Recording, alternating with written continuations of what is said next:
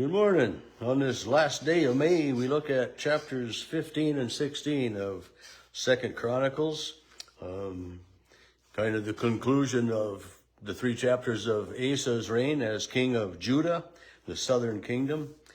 And this chapter 15 begins, it says, the Spirit of God came upon Azariah, son of Obed, and he went out to meet Asa, and he had a prophecy for him. And this is the only mention in the Bible of this prophet Amaziah, or Azariah. And it kind of reflects back, to 1 Kings a little bit, because, King Asa was talked about there, but this is something different. So hear me, it says Asa, and all Judea and Benjamin. And so Judah, the southern kingdom, and Benjamin, another of the 12 tribes of Israel. There were, several Benjaminites, or the most of the area of Benjamin was combined in the rule of Asa. And we're going to find out too that there were many other Jews from the other tribes of Israel that, seeing that Asa was following God and seeing that Judah was being blessed by God, came to live among the people of Judah in Jerusalem under King Asa.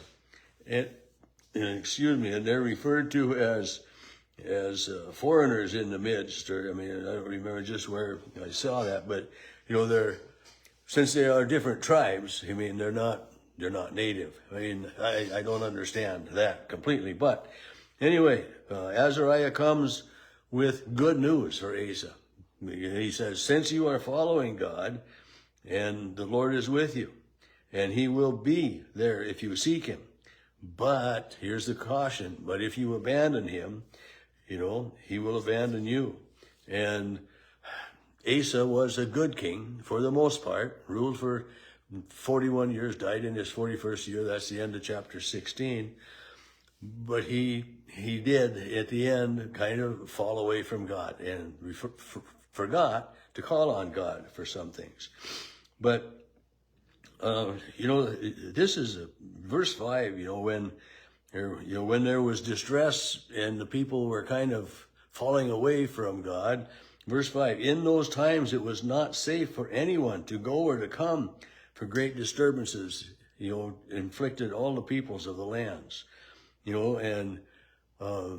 It's a reminder for us that when we have God in our lives, everything isn't going to be smooth and perfect by any stretch of the imagination. But when we have God in our lives, we have a rock, an anchor, a solid point that we know won't change, won't move, that is always there. And so it's just that reminder for us to be faithful, because God is faithful. Verse 8 of chapter 15, when Asa heard these words, the prophet of Azariah, he took courage, and he put away the abominable idols from all the land of Judah and Benjamin and from the towns. And it says, that the Lord was with him. And when they gathered in Jerusalem on the 3rd month of the 15th year, they sacrificed to the Lord that day and gave thanks for the many blessings. They remembered God in their lives. And I think that's such an important thing for us too, to remember God, to take time for God. And whether it's a daily reading of the Bible, as you guys are following me, you guys and gals, we do this daily reading, daily looking at this year the Old Testament. Next year we'll do New Testament. We take time on Sunday mornings to attend worship, to be with the other people of God for the nourishment of our faith, but also by doing that to nourish and enrich other people's faith as well. So they sacrificed to God, gave thanks for his presence, and asked for his continued blessing. And verse 16, King Asa even removed his mother from the queen mother because she had an abominable image for a false god. He cut down that image, he crushed it. Even his mother, he's saying, you can't worship another God. There is one God. And there's a tremendous example that he's not only telling other people that, you're worshiping incorrectly, but, how much courage does it take to tell your mother you're wrong? I mean, but he saw that what she was doing was against God. And he did everything he could to bring people back to faith in God.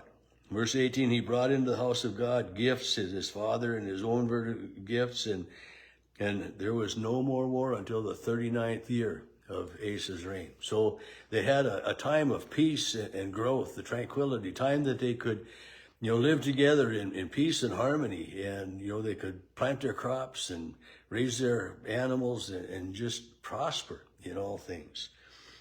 And then it says in the 36th year of his reign,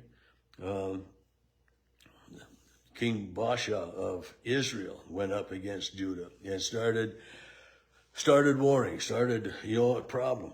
And says then that Asa took silver and gold from the treasures of the house of the Lord and sent them to the king of Aram. Excuse me. And he says, let there be an alliance between us. And here's where Asa started to go wrong. Rather than call upon God and ask God's protection, ask God's favor, ask God's assistance in standing against this other king, Baasha, he sought out an alliance with another country.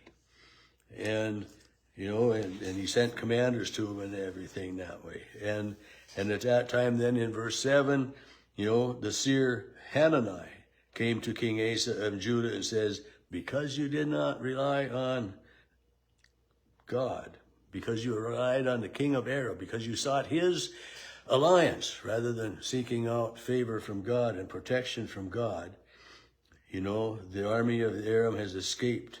And you have done foolishly in this. And from now on you will have wars. There will be no more peace. You're going to be troubled and conflicted.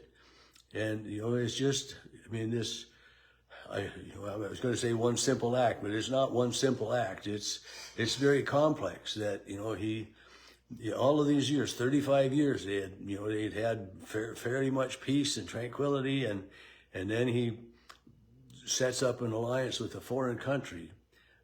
If he had called upon God as well, things most likely would have been all right, but he forgot about calling on God. And so then the king gets mad at this seer, this prophet, and locks him up, chains him up and puts him in prison because of his pointing out that Asa had sinned, that Asa had turned away from God. And chapter 16 concludes with, Asa got a disease of his feet, didn't seek the Lord again, but sought physicians who,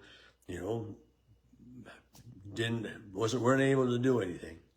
And then Asa died of this affliction of his feet that spread throughout his body and was laid to rest, with the others. And they, it says here that they laid him in a tomb that had been prepared. Asa himself had it hewn out, and they laid him on this mat, this bier that had been, various kinds of spices prepared by the perfumers and everything. And this was a tradition. When someone died, they didn't embalm them like now, and so the bodies would quickly deteriorate, and there was a stench. Remember the story of Lazarus had died, and the sisters said when Jesus wanted to go to the tomb, oh, he's been dead 4 days, there's quite a stench.